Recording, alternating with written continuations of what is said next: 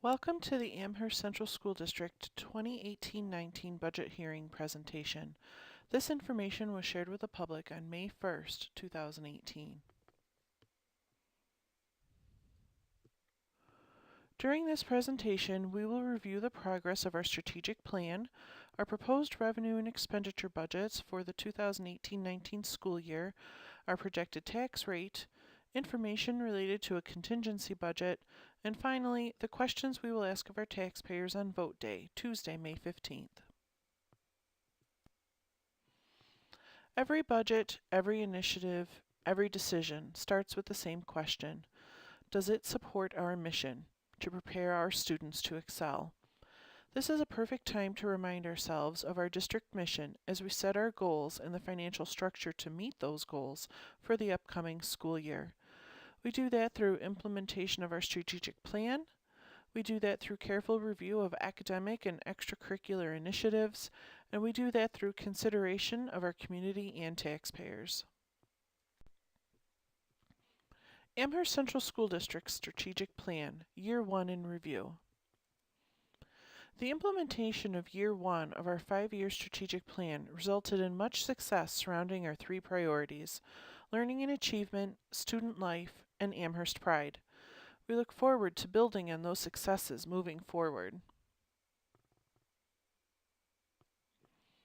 Our 3 priorities were broken down into 15 initiatives and 36 action steps, which occur across our district. Our 3 priorities, learning and achievement, student life, and Amherst pride, help guide our decisions in all areas. The next 3 slides offer examples of accomplishments and initiatives in each of these priority areas. Priority 1, learning and achievement.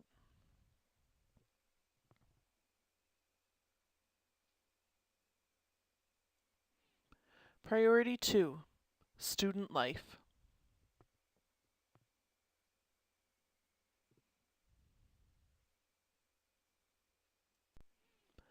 Priority 3, Amherst pride.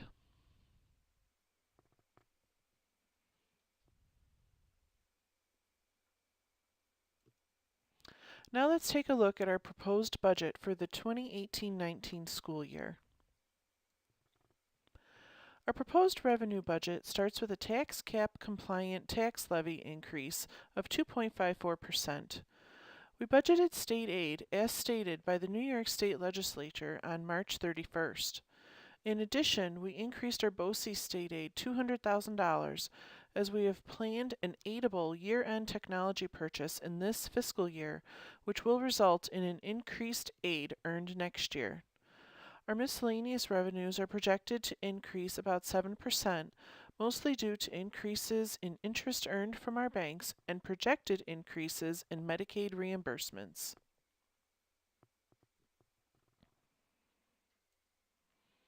To complete our revenues and close our projected gap, we are recommending the usage of $260,000 from reserves and just under $1 million in fund balance, for a total appropriation of $1.24 million. Our plan is to closely monitor our expenditures next year with the goal of not using any of these reserves and fund balance appropriated. These projections of tax levy, state aid, miscellaneous revenues, and reserves and fund balance result in an overall increase in revenue of 2.18% for a total budget of $58,552,000. Our proposed expenditure budget starts with personnel and benefits. Salary expenses are projected using current negotiated contracts and estimates for contracts not yet settled. Our ERS expenditures are expected to stay somewhat flat, with a decrease in required contribution rate from 15.3% to 14.9%. Our TRS expenditures are expected to increase a little more than $200,000 as the required contribution rate has increased from 9.8% to 10.63%. Our self-funded health insurance plans are based on actual expenses and projected to increase about $500,000. Additionally, our workers' compensation premiums are increasing a little more than $70,000 due to current year utilization. Continuing into next year is our $500,000 contingency line. This is an appropriation that allows us to plan for the unexpected. This line is fully funded using existing fund balance, thereby having no impact on our taxpayers. We are proposing an 8% increase in our instructional budget and an 11% increase in our BOCES budget. The majority of these expenses are due to general education and special education programming changes. Our contract transportation expenses are increasing 1% based on our current contract. Our debt service payments are a result of past borrowings for capital projects.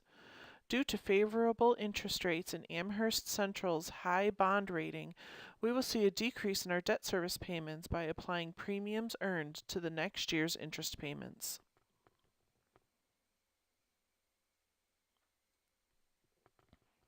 Working through our budget development process, we were able to identify several areas of savings and reductions in expenses without affecting student programming. These savings resulted from several retirements and attrition-based reductions, office restructuring in 2 district offices, adjustments in our special education programming due to changing student needs, program changes based on student interest, and reductions in material and supply lines across the district. We do have several staff reductions, resulting in savings of $264,000. These reductions were attrition-based or due to changes in student needs.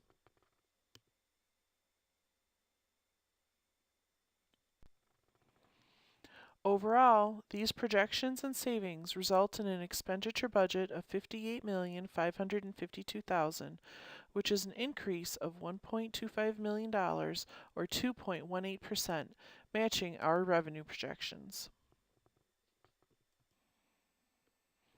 Each year, districts are required to share their budgets with taxpayers in 2 different formats: a tripartite budget, or 3-part, and a component budget, or 5-part budget. Our tripartite budget breaks our expenditures into administrative, capital, and program expenses. Our budget reflects decreases in expenditures for both administrative and capital expenses and focuses more of our dollars to our programs. Our component budget breaks our expenditures down further into general support, instruction, transportation, employee benefits, and debt and transfers. In this breakdown, we again show the largest budget percentage going to our instruction expenses at almost 56% of our budget, with the second largest percentage going to our contractual and mandated employee expenses at about 22%.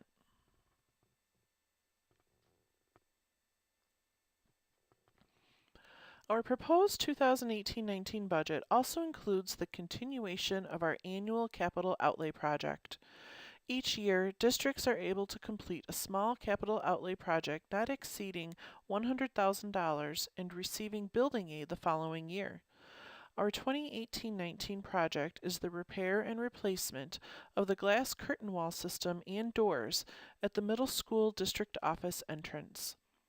This is in line with our broader safety goals that include hardening internal and external entryways, as well as improving internal and external communication systems. Our overall 3-year budget forecast shows a balanced budget, as required, for the 2018-19 school year at $58,552,000. Conservative estimates show deficits in the following 2 years. We will continue to work to minimize expenses and maximize revenues, and to provide the best possible educational and extracurricular experiences for our students, all while working to achieve our mission. We would like to take a moment to share some information with you regarding our cost per pupil, which you are able to find yourself on the New York State Education Department website. Amherst Central's cost per pupil is less than $19,000 per student, as compared to a similar district which spends just under $22,000. Furthermore, the average cost per pupil across all New York State schools is over $23,000 per student, which is about $4,500 more than Amherst Central School District.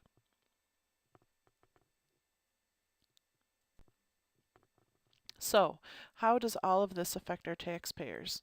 Let's review our projected property tax rate. Our current year tax rate was just over $19.12 per $1,000 of assessed value.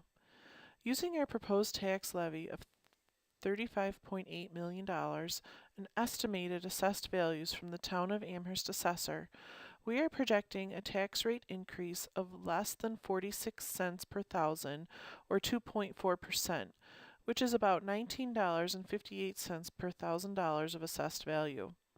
The final rate will be established in August after the tax rolls are set.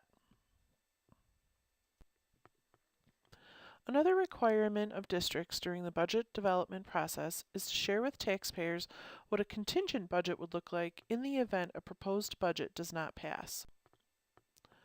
A contingent budget has several limitations and restrictions, including no increase to the tax levy, no purchases of new equipment, and no non-essential maintenance. The restriction that most affects our public, however, is the restriction of facility and building use.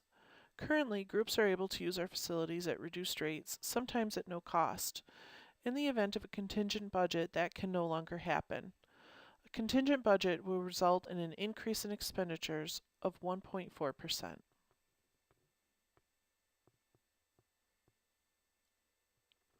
Finally, let's review what we will be asking of our voters on May 15th, budget vote and board member elections.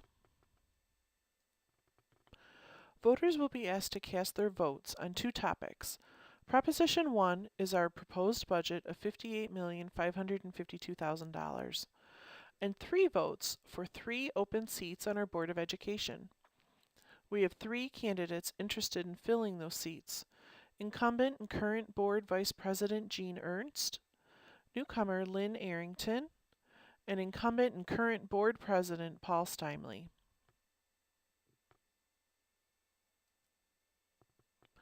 Please come out and vote Tuesday, May 15th from 7 a.m. to 9 p.m. in the high school's South Gymnasium. Information has been mailed home and our budget newsletter is available in the local library and is available on our website. We will also have an opportunity for you to share your thoughts and opinion through an exit survey when you come to cast your vote. Thank you.